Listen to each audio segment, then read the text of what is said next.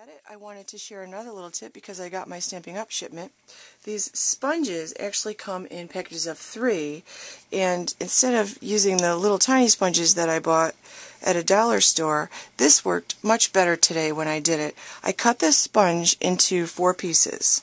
So I cut one of the sponges into 4 pieces. Then I used one of my punches. I used this punch, which I don't believe they have in the catalog anymore, but they do have the large oval punch, which would actually work just as well. And I just folded it over, squished this down, and put a staple in it.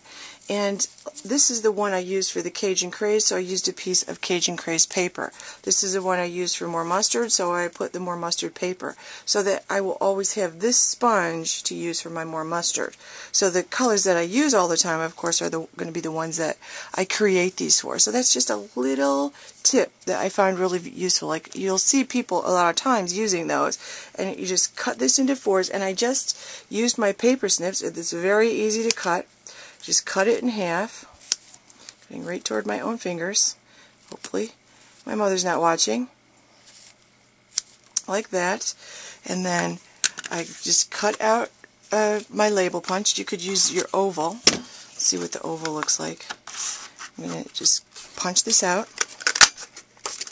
And then you take this, just fold this in half, like this, and then just put a staple through it. And then it gives you something to hang on to, which my hands today, I have to admit, are a little neater. It gives you a nice little handle there. And my hands, I am not a neat stamper. When I'm done stamping, you know I've been stamping.